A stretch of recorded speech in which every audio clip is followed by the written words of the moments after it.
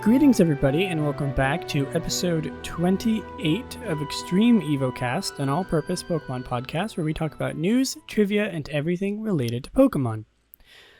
So, I lied to you last episode. I know, what a shocker. I said that I was going to be doing a review of Pokemon Heroes.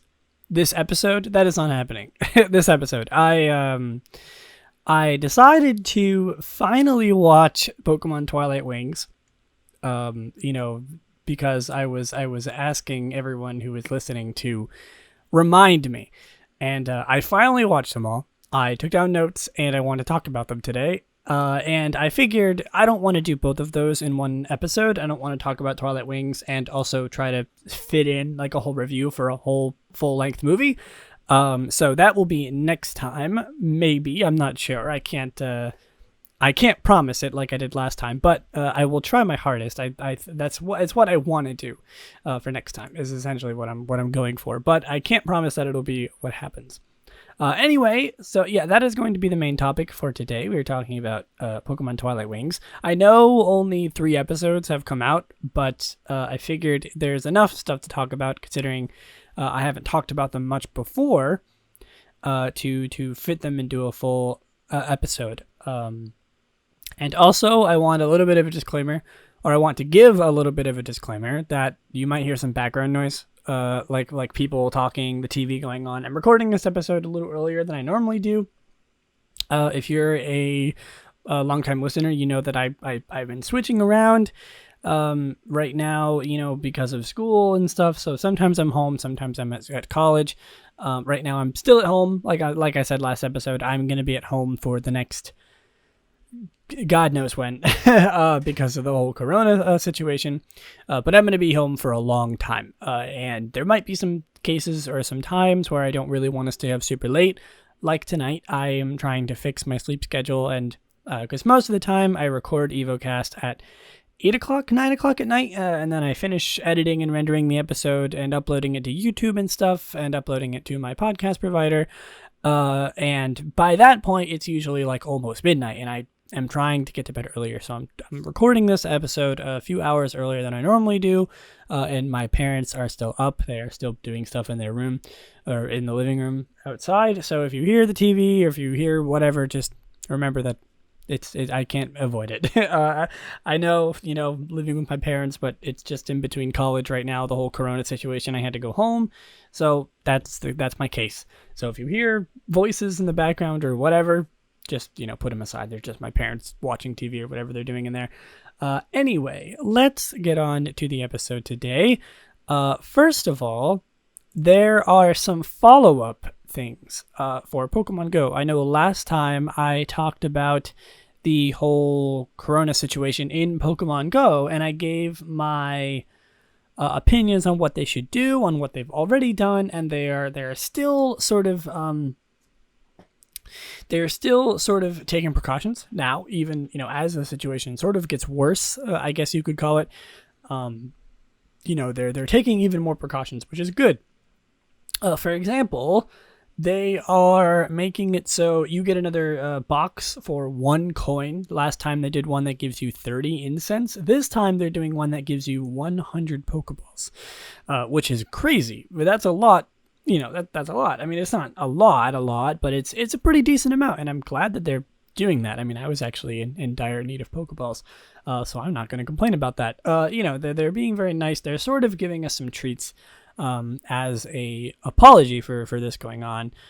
Also, sort of not related to any of this, the whole corona situation, there was a thing that happened in the time that, the episode wasn't going on, with a Genesect weekend, something like a few days ago, like March 20th to March 23rd. There was like a whole thing where, Drive to Investigate was a sort of ticket thing that was going on with Pokemon Go, and it was like a whole thing with Genesect, and you could find them in raids, and it was like a special research thing. You could purchase it. I didn't do it.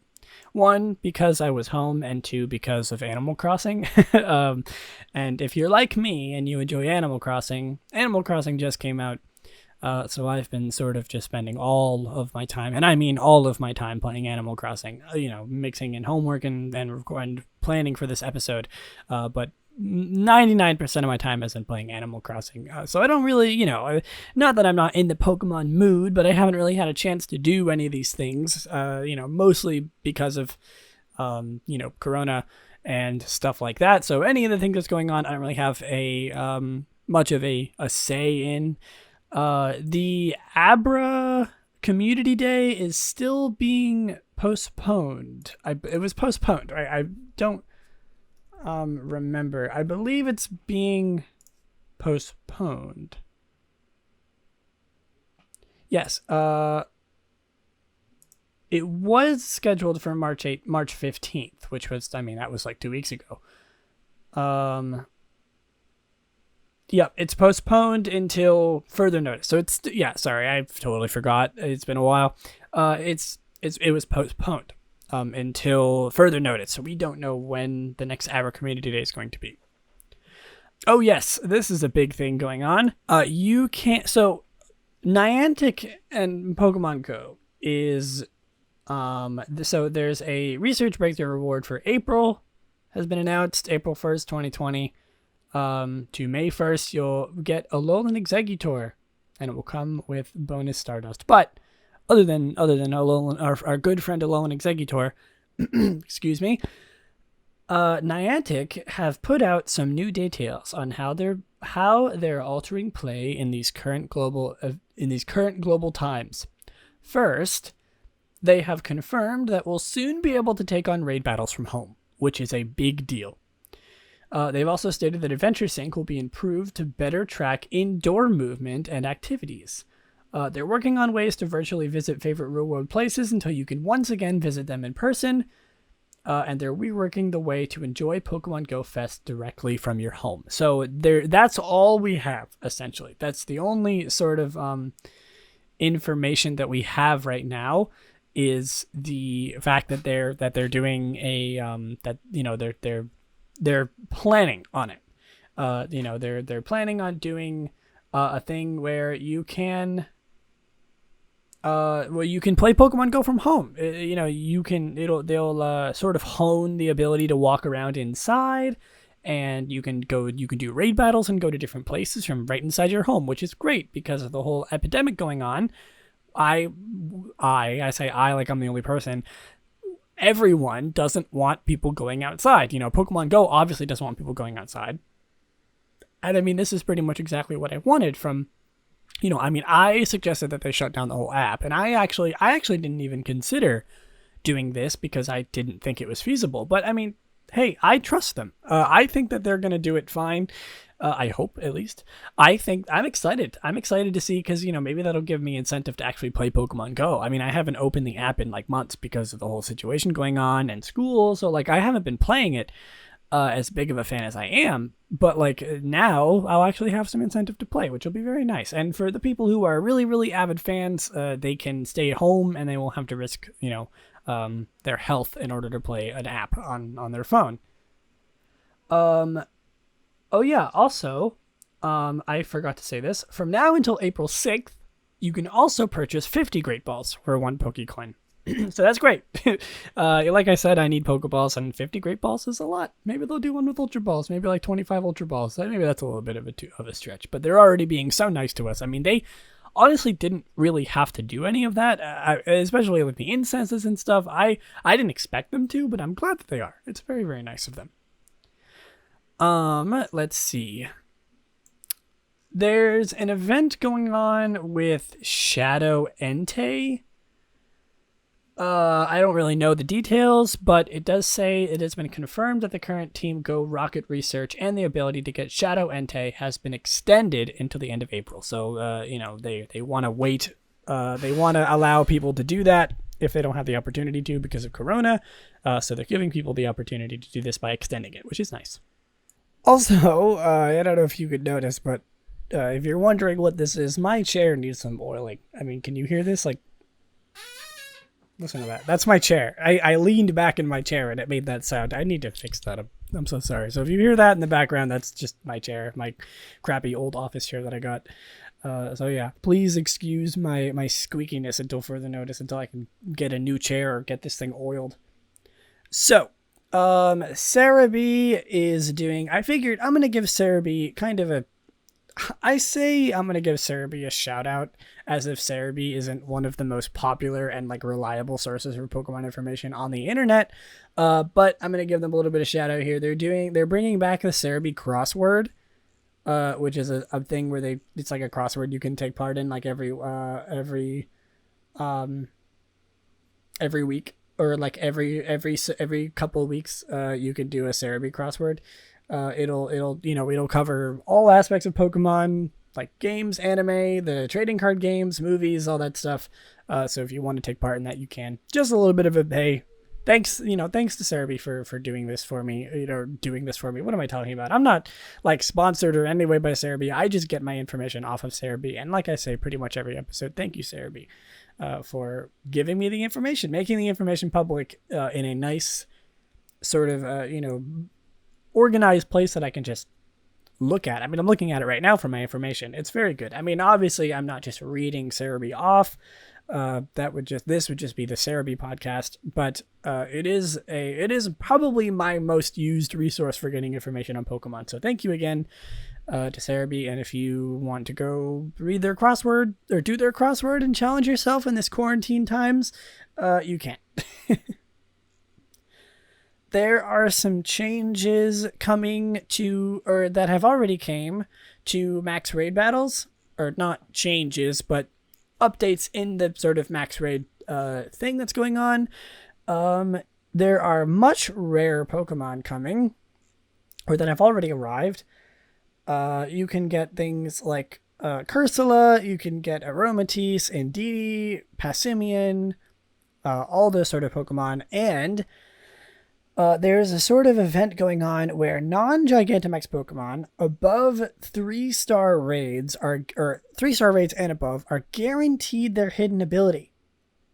And as like a shiny hunter and somebody who breeds Pokemon competitively, that is a big deal. It's like most of my time is spent going through raids looking for these Pokemon that have their hidden abilities. So having that be 100% guarantee is just absolutely insane. Thank you so much to Pokemon for doing that. That is going to make mine and probably lots of people's lives much easier. I'm just going to like go out and get as many hidden ability Pokemon I can. I mean, I may as well, right now while they're easy. And of course, there's been another shift in the Max Raid battles. You can get Gigantamax, Copperajah, Charizard, Garbodor, and Duraludon. It's going until April 27th. Oh yeah, speaking of April, I never even really touched on this. I said that I might do an April 1st, April Fool's Day situation. I couldn't think of anything. My plan was to like do something else other than Pokemon for like half of the episode and then switch over, like, make this like a Digimon podcast or something for like half an hour. But one, I know nothing about Digimon, and two, it would be a lot of hassle. So you'll have to excuse me for not, doing the joke, I guess. I mean, maybe it's not a thank you, or maybe it's not of a like sorry, but thank you for not enduring my stupid, cringy April Fool's joke or attempt at an April Fool's joke. So you're welcome, I guess is what I should say, for not doing it. So yeah, that I was planning on doing something, but one, I couldn't think of anything, and two, it probably wouldn't be that great anyway. Maybe next year I'll do something. I'll come up with something. I'll have like an actual plan, and I'll do something that's not last minute. So I mean, look forward to that. Can't promise anything, of course. But yeah, that's pretty much why. I think it'd be better, personally, if I just went over information instead of doing it. Maybe if April 1st doesn't have a lot of Pokemon news going on at that time, maybe that'll be a good time to do it. But I've got a lot of things to talk about today, and I don't want the time to be spent with a probably not very good joke. So we got a mini direct recently. It confirmed a new character in Smash, which I will not go over as much as I'd like to talk about it. This is a Pokemon podcast. It has nothing to do with that. But it gave us a lot of information on upcoming games and stuff. But most importantly, it gave us information on the new Gigantamax forms of the starters, as well as some information on Kubfu and Urshifu coming into the Isle of Armor and stuff like that, the towers, which we'll talk about in a moment. Let's go over the information about the new Gigantamax forms. We got more information on Gigantamax Rillaboom and Cinderace and Inteleon. We mostly got information on their moves.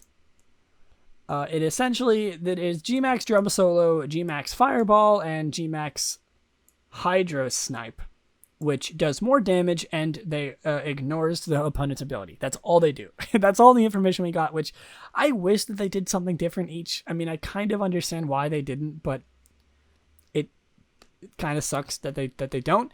But they all do the same thing. They ignore abilities, which will be good, I think. They showed Mimikyu specifically in the trailer, and that is going to be OP for people who use Mimikyu. Unfortunately, as sad as that is, this guy like Mimikyu. Hey, it ignores the opponent's ability. Like I said, I wish they did something a little more interesting for each of them, but I don't know, it's kind of cool. But we got some information on Kubfu and Urshifu. Essentially, there are two different towers. They're called the Towers of Two Fists. One of them is water and one of them is darkness. And depending on which one you clear, only with Kubfu, you can evolve it into the different forms of Urshifu. I mean, it was obvious, but it's cool. We also got a little information about, or a little bit more screenshots of the actual places around the Isle of Armor. We got a map of the Isle of Armor compared to the world normally. I'm looking at it right now. There we go. There it is. It's pretty small compared to the in the video. We can see it. It's really small, actually. Which is kind of unfortunate. I mean, it's a little bit hard to tell, but it's not the biggest place in the world. I'm a little bit upset that it's not a little bigger. And there's also this interesting little circle of a tree with 6 arms coming off of it as a little island, and they each have a different symbol on it. And I don't know what this could represent, but it looks really interesting. I mean, I assume we'll get more information. It looks like there's one big main island, and then there's some areas around it in a circle of smaller islands. I don't know if we'll be able to go to those islands or what the deal is. And it also shows some information, there's a bay. There's the 2 towers. I can see them. One of them is near the water, and one of them is on top of a mountain. And there's and there's the dojo. There's a gym. There's a battle arena. There's this train. There's the station, and then that's about it. Really, there's nothing else. But the actual visuals of the place, we got a few more screenshots of the area, and you go through a big cave, and you go across the island, but it's we got never before seen terrain that we can explore, and it looks really, really nice. I'm excited to see more of this place. It the actual terrain and the geography of this place is really beautiful compared to the Galar region in general. And it looks a lot of it looks akin to the wild area, even better. And I'm very excited to explore it. It looks really, really cool. That's pretty much it in terms of the mini direct that we got. You can also, I believe, get a new, what is it? Yeah, if you purchase the expansion pass before August 31st, you can get Leon's cap and tights. And that's it. That's pretty much it. I already bought it, so I will be getting that, and I'm excited. Yeah, it was a direct mini for a reason. It wasn't about Pokemon. It was just a little information on some of the Pokemon stuff going on, and it was good. It was a good little update. I'm glad we got a little bit of information and a little more visuals on some of the areas that are in the new Isle of Armor. I'm excited. Okay, so that is it for the news and the updates. Not much this episode. We are going to go into the first segment of today, which of course is Random Pokemon of the Week, everybody's favorite segment where we talk about a random Pokemon every episode. And this episode's Pokemon is Tranquil. Tranquil is a normal flying Pokemon introduced in Generation 5. It evolves from P-Dove starting at level 21 and evolves into Unpheasant at level 32. And I'm excited to talk about Tranquil because it gives me an opportunity to talk about mid-evolutions.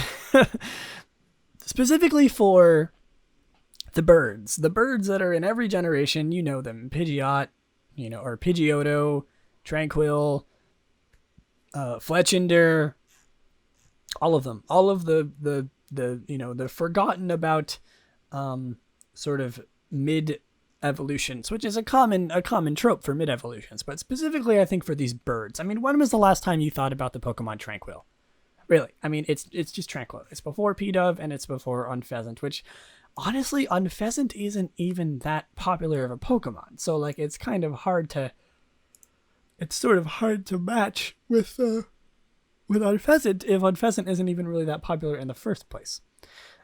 So, let's look at Tranquil a little bit. It is the wild pigeon Pokemon. It is number 520. It has either Big Pecs or Super Luck or Rivalry as its hidden ability. It is a 50-50 male-female ratio. It is 2 foot or 0.6 meters, 33.1 pounds or 15 kilograms. It's basic. I mean, it's Tranquil. Let's look a little bit into Tranquil trivia, if it even has any.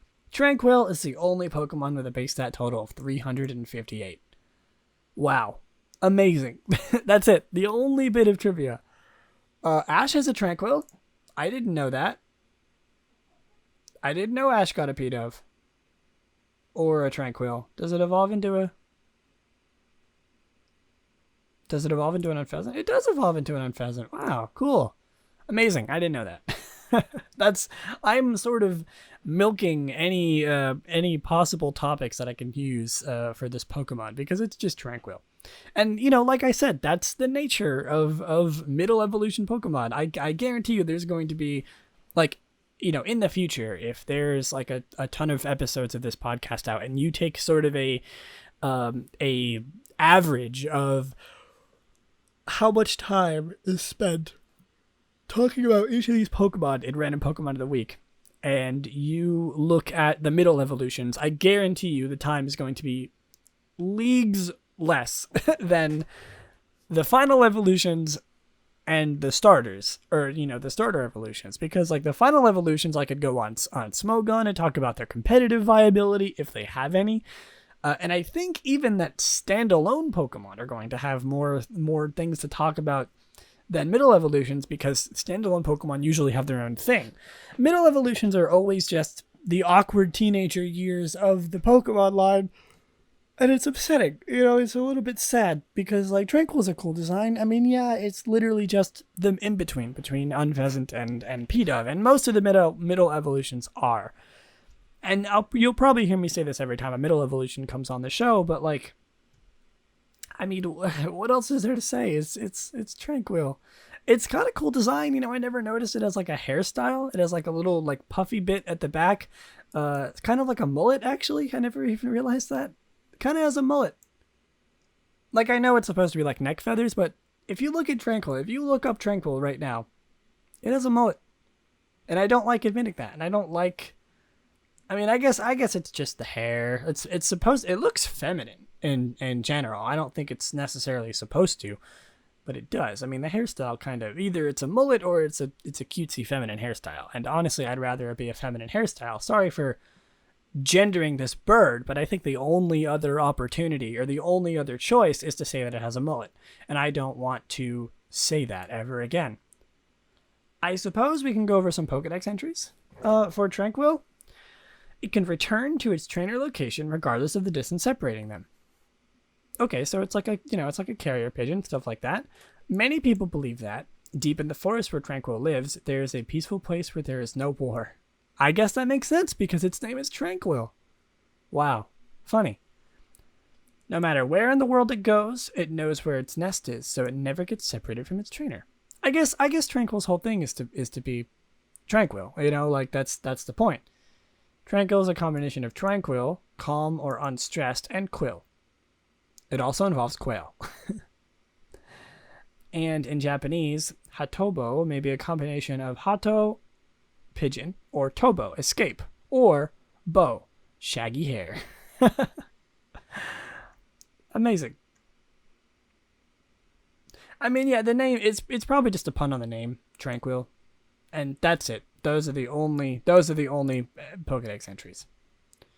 In Sword and Shield, it can fly moderately quickly. No matter how far it travels, it can always find its way back to its master and its nest, which is just a glorified, sort of rephrasing of the other ones. So, we're fine. Does it have anything in Pokemon Mystery Dungeon? It does not. Nope, so that's it. There's no more to talk about. I mean, it's just Tranquil. But I guess I could talk about its shiny, and I am ready to talk about its shiny because personally, I'm not a big fan. I was actually surprised. I didn't know what I was expecting when I was going into this because I don't think I've ever seen Tranquil shiny. Okay, I'm looking at Pidove shiny right now, or Pidove, however you want to say it. Pidove. And it's like a lighter color palette. It's not great, but it's a lighter color palette. It's sort of gray. It has white on it, instead of the almost like orangey gray, the more warm gray. Instead of like a warm color palette with gray, black, and white, it's more of a cold color palette. It has like a little bit of dark blue on it. It's very cute, actually. I do like Pidove's shiny. But Tranquil, on the other hand, it literally just looks like, and this is the same for the black and white, the Gen 5 sprites and the 3D games. Hear me out here. It literally looks like they took its sprite into Photoshop and they hue shifted it to green. That's it. It literally just looks like they hue shifted this Pokemon to be green. That's it. Like, same sort of color, balance in the darkness of the wingtips and the markings on its back and the lighter colors. It's like the same contrast between the colors. It literally just looks like they colored this Pokemon green. And like I said, it's true for the black and white ones too. It's just green. That's it. They were like, okay, some dude's like, hey, I got a concept for this Pokemon. It's called Tranquil. It's a mid-evolution between Pidove and Unfezant.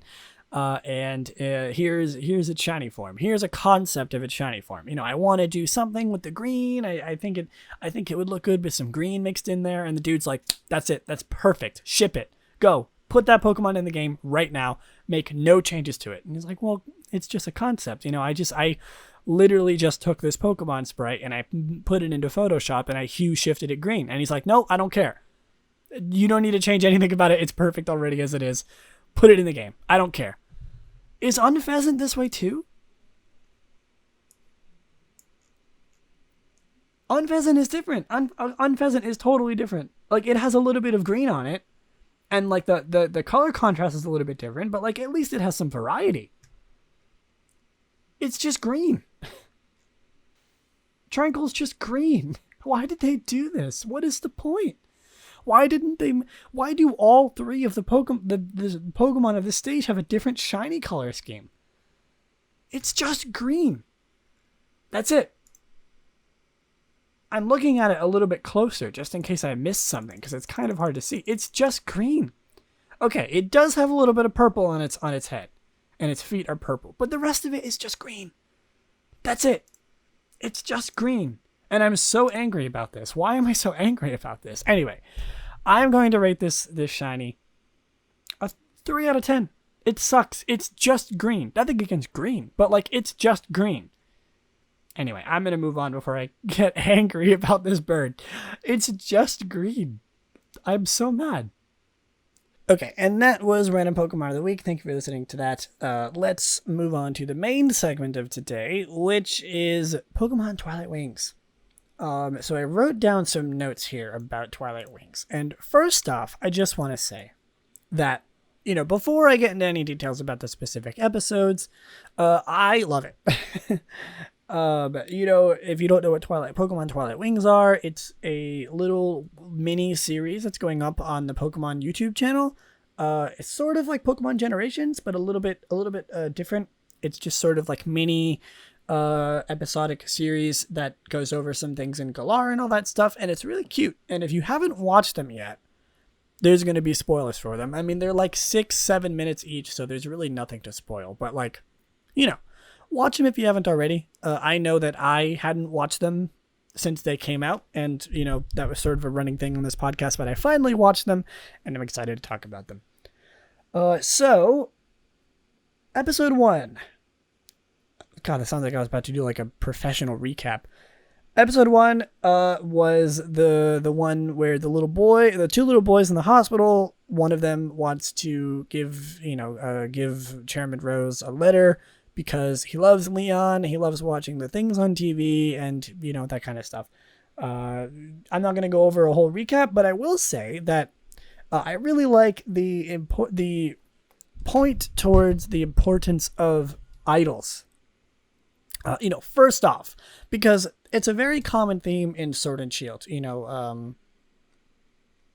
Both Marnie and Hop have sort of role models. They have idols, and the whole thing is like, wow, the champion is such a cool dude. He's such an idol. That's like the biggest plot point of this game, and they capture it perfectly in Twilight Wings. I mean, the little kid is absolutely enamored by Leon, and like he goes so far as to write Chairman Rose a letter to invite him to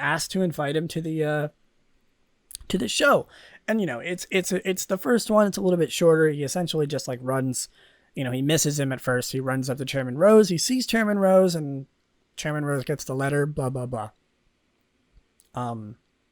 But like I love it. Like, first impressions of the whole thing in general, I really liked it so far. And I have a little bit of a spiel at the end to talk about in relation to this little series, but we're going to go on to the next episode in a second here. But I love how it gives canon voices for the characters. I mean, not necessarily canon, because the little web series is different, and I know the anime isn't canon in the games or anything like that.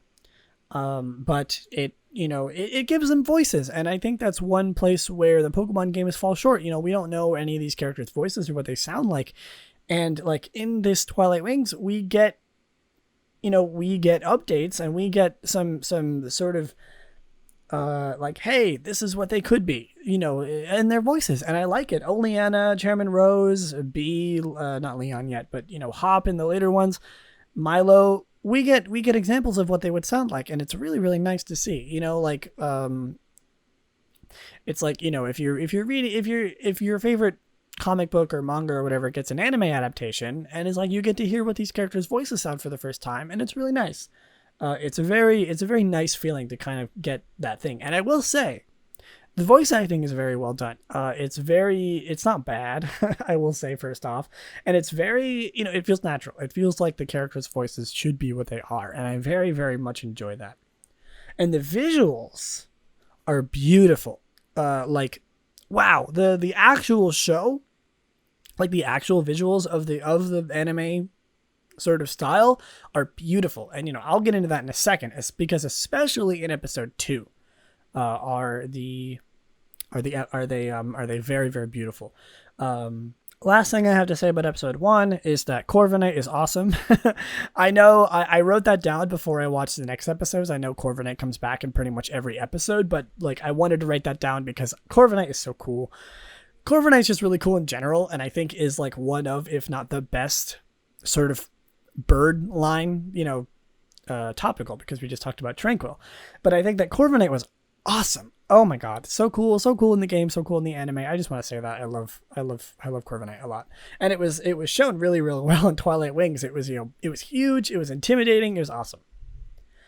Episode 2, I want to say I wrote this down in my notes for episode 2. Immediately when I sort of saw this, I didn't expect it to be episodical. It's a direct continuation from episode 1. You know, B, it's a whole episode about B training after she was beaten by Leon, which we saw on the TV in the very first episode. And we even see in the very beginning, we see Chairman Rose with the letter from the kid that we just saw in the first episode. Though he never opens it, which is exciting because I was wondering why he never opened it in the first episode. I was like, oh, it's just like a cliffhanger, or like you can assume that he's gonna open it, stuff like that. But it seems like it's gonna be a quote unquote plot point, I suppose. You know, he doesn't open it, he kind of stacks it underneath a bunch of books, and he doesn't get time to look at it. And you know, that's gonna be a big thing. Maybe it comes back later, and I'm excited about that. It's actually sort of sucking me in plot wise. Like I didn't expect it to, and I kind of like it. Episode 2 was, you know, the bee was training with her Machop, her Machoke, and her Machamp in the wild area, and it was just gorgeous. Oh my god, the visuals in this little series are, I want to call it a show, but it's not really a show. You know what I mean when I say show. So I'm going to say show. The visuals in this show are gorgeous. And I'm going to get back into that in a little bit, but like, wow. The wild area in this game, in this show, it makes the wild area in the game look like crap. Like, I'm sorry, you know, not that the wild area isn't cool in Sword and Shield, but like, I wish the wild area in Sword and Shield looked like this as it does in Twilight Wings. It absolutely looks beautiful. I love it. It's like if you go watch episode 2 right now, if you want to, of course. I say that like it's demanding, but like, and just focus on the visuals.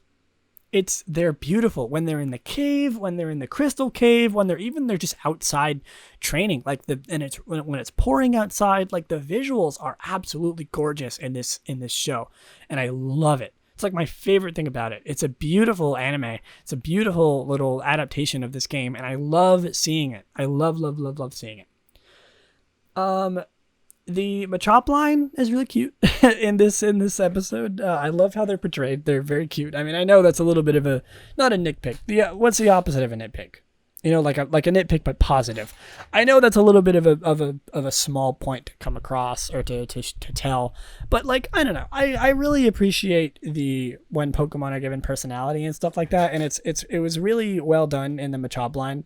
Like each of the lines act exactly how you expect them to. And I love it. I love that a lot. I love, my favorite thing about the Pokemon anime when I was a kid was seeing all of these Pokemon voice acted and given personality, because we never really see that in the games. You know what I mean? And I love that a lot. And it does it even more in Twilight Wings. And I adore that from the bottom of my heart. It's very, very nice. And B, specifically, also these characters are exactly what I imagined. You know, Chairman Rose and Oleana kind of act pretty much exactly how you expect them to. B is exactly how you expect her to. She's determined, but like, you know, obviously because she's the fighting type gym leader, but there is something special about her. There is something personality-wise in there that just hit me, and it was very, very good. I'm praising the team for making these characters so true to what they were originally envisioning in them. I know they're their own characters, but like, I can applaud them for giving them so much personality and depth in these short 6 minute episodes. I really, really like it. And finally, episode 3, probably the most adorable one of them all, was Buddy.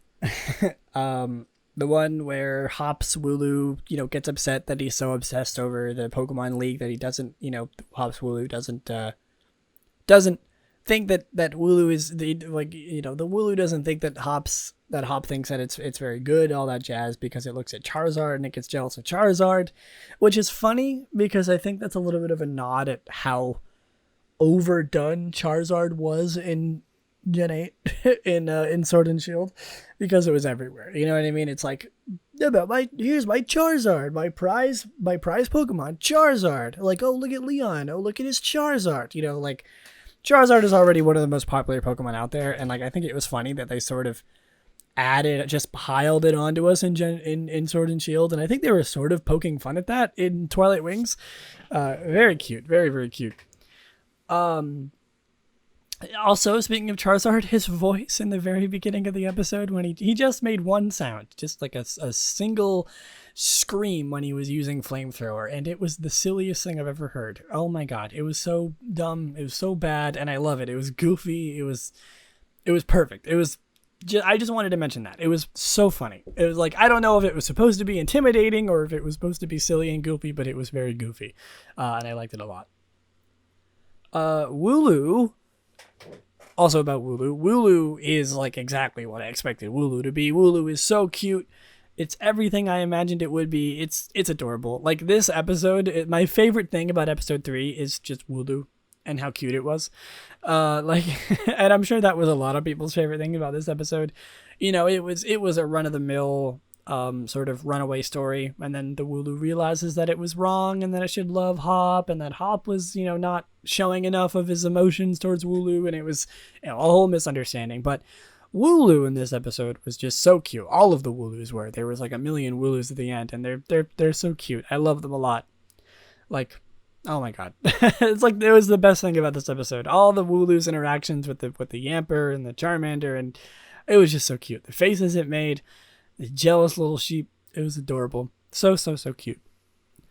Also, last thing I want to say about episode 3 is that the sort of a look into Pokemon battles was really interesting. They did a good job at sort of capturing the Pokemon battles in the very, very small amount of clips that we saw in the show, you know, just on the TV, like Hop looking at it and the kid looking at it in episode 1. It was very cool. Like it surprised me how cool it looked and how interesting like the battles were. You know, I mean, obviously we see a lot of battles in the anime, but there was something about this one in this little series, all the ones that we saw, that were just like really interesting. Like they looked really good. They looked realistic. They looked like I want to see more battles like that. Even just the tiny glimpse that we got at it, it was really, really nice. Like, and like, you know, Hop sort of pausing through and going through the movements of Charizard was really interesting. I hope we see more of it. I really, really do. It's very interesting. And that is going to bring me into my next point, which you know, comparing it to the anime and all that stuff is going to be a prevalent opinion in this next few minutes, because I really wish that Twilight Wings is what the anime was. I have sort of a bittersweet relationship with the anime because I watched almost every single episode of all of the seasons up until after Gen 4. I watched like all of the series of, you know, the first one, the Johto League, the Orange Islands. I watched the Hoenn one, I watched the Sinnoh one, and then I stopped. I stopped watching. I grew up, I guess is the best way of saying it. I stopped watching at Black and White. And like I don't really regret it, because like I am sort of under the assumption and the personal opinion that the anime has gotten worse over the years. The first few seasons were great, obviously. You know, they're a classic. It's the first generation of the Pokemon anime. And like, I don't know, I just don't like the sort of method that goes into it. I dislike the way the anime portrays the Pokemon world. I wish it was a little different. I don't really know how to criticize it correctly because I haven't watched it in a long time. But like specifically, I just don't like it. I don't enjoy watching the anime all that much. And I noticed that even watching a few episodes of Black and White, I enjoyed a few of them. And like, you know, the X and Y series, I enjoyed a few of them. I watched a few of the movies and stuff and I enjoyed those. But like watching Sun and Moon and the new Sword and Shield anime, I don't really like them all that much. I first of all, I'm not really a huge fan of the new art style. And this is sort of topical because Twilight Wings is beautiful.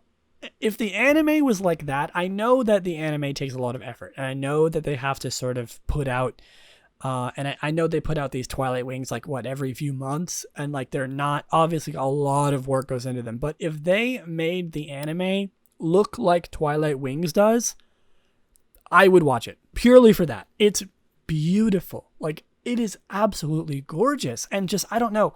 the sort of messages and the methodologies that are going into Twilight Wings and the stories, I guess is the best way of saying it, seem a lot more formulated and thought out than the anime. I know that I haven't watched them, but I do have a little bit of experience with the later seasons, so I do know a little bit what I'm talking about. And I don't know, this is just a personal gripe. This is completely personal. You can enjoy the anime all you want. You can enjoy the anime and dislike Twilight Wings. That's fine. But I am saying that I wish that the anime was more like Twilight Wings, visually and also story-wise.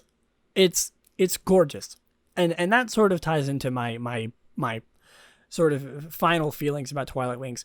It's gorgeous. It's gorgeous in a visual setting and also in storytelling and character design. And I know it's just based on Galar and all of that stuff. And like, I know it has the whole Twilight Wings Corviknight taxi is like prevalent in every episode. I know that's like the whole shtick, but it's gorgeous. And I hope that they do more with it. I know they're going to do more with it. I mean, it's only episode 3 out of who knows how many.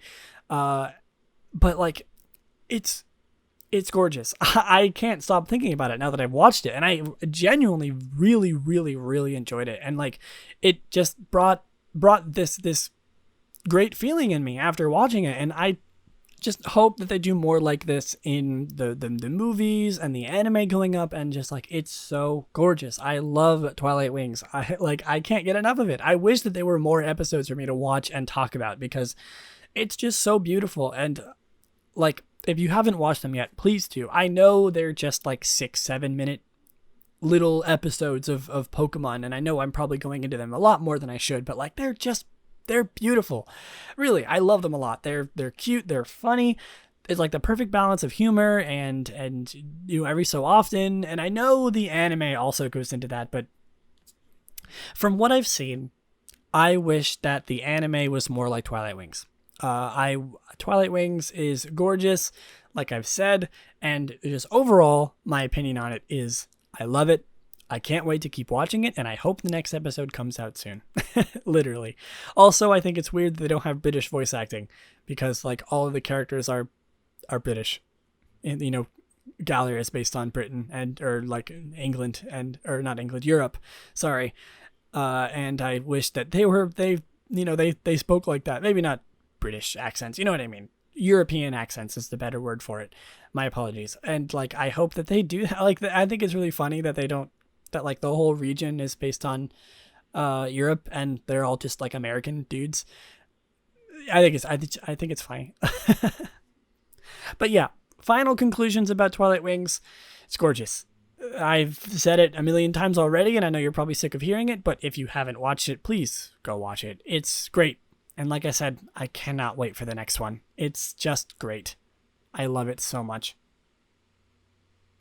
Well, that was a lot of praise for Twilight Wings. Maybe a little bit more than it deserves, but that was sort of the big segment. The topic that I wanted to talk about today was my sort of thoughts and overview of Twilight Wings 1 through 3. And I know that later episodes will come out, and I doubt that they'll be that Twilight Wings will be a main topic akin to this episode in later ones, unless I miss like 3 of them, which I doubt, because they're so, there's a long time in between them. I'll have a lot of time to talk about them, or to watch them and talk about them, so I doubt that.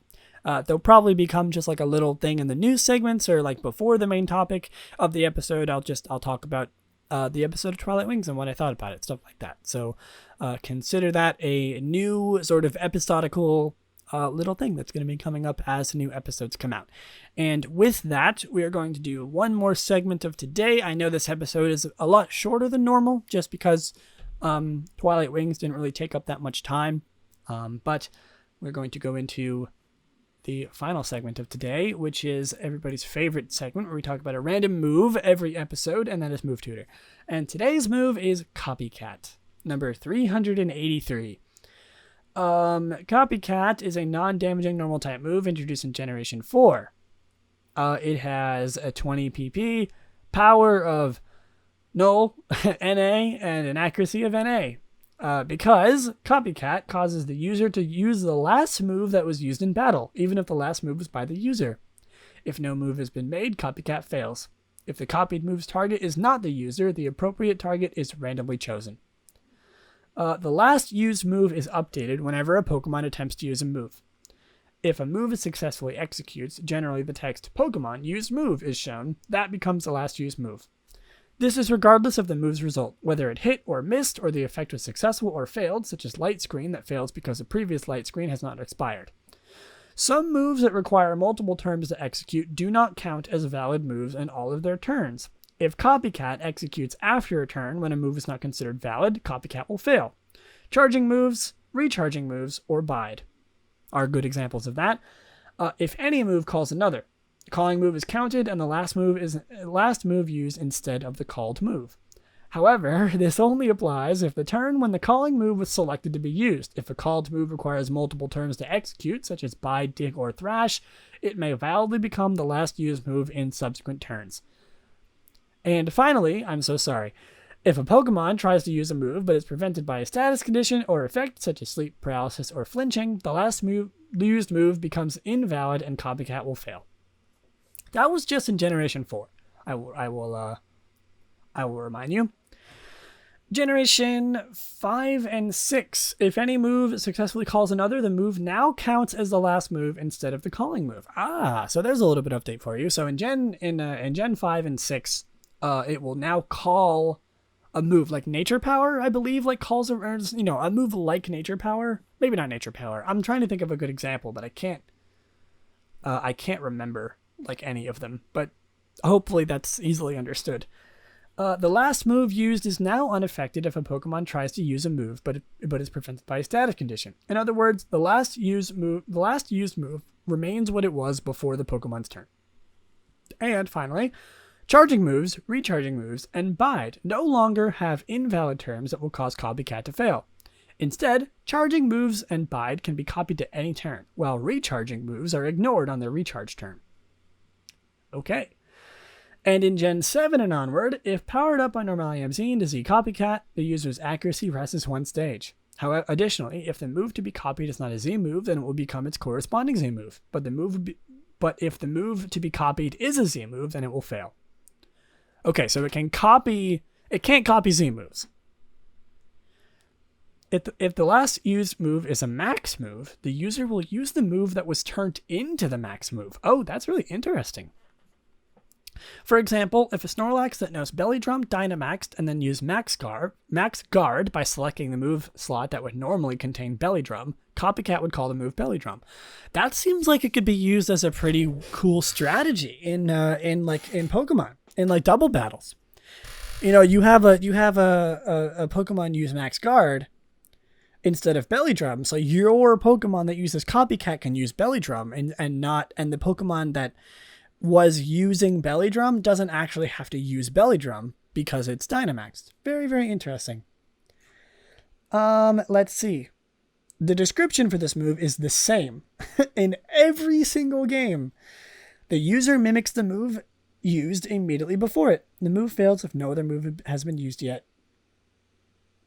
Is there any trivia? There is not any trivia. Amazing. There is a list of uncallable moves. And I'm going to go through them real quick. Assist, Baneful Bunker, Beak Blast, that's weird. Bestow, Celebrate, Chatter, Circle Throw, Copycat itself, Counter, Covet, Destiny Bond, Detect, Dragon Tail, Endure, Feint, Focus Punch, Follow Me, Helping Hand, Hold Hands, King's Shield, Mat Block, I don't know what that move is, Me First, Metronome, Mimic, Mirror Coat, Mirror Move, Protect, Rage Powder, Roar, Shell Trap, Sketch, Sleep Talk, Snatch, Struggle, Spiky Shield, Spotlight, Switcheroo, Thief, Transform, Trick, and Whirlwind. Amazing. And I'm glad that I got to kind of go over something like that, because it's fun to know the sort of mechanics that go into a move as complicated and as broad as Copycat. So we got a little bit of a glimpse into the sort of, not code, but the sort of mathematics and reasoning that goes into this move, like what it can call, what it can't call, certain situations that are rare but could happen. If the Dynamax situation, like that's interesting. I love learning these tiny little interesting things about these moves and about the deeper details of Pokemon, the much, much, much deeper details of Pokemon. Like, I would call this like extremely sort of, obscure trivia when it comes to moves. Because, like, who's going to be like, oh yeah, Copycat. I know exactly what Copycat will do in any given situation. Not everyone can say that. And now, if you listen to this podcast, you can. You can tell your friends that you know exactly what Copycat does, and then they will probably not be impressed at all. So, you're welcome. Anyway, that, I think, is going to do it for me for today. Thank you all so much for listening, and I will catch you in the next one. Take care. Bye.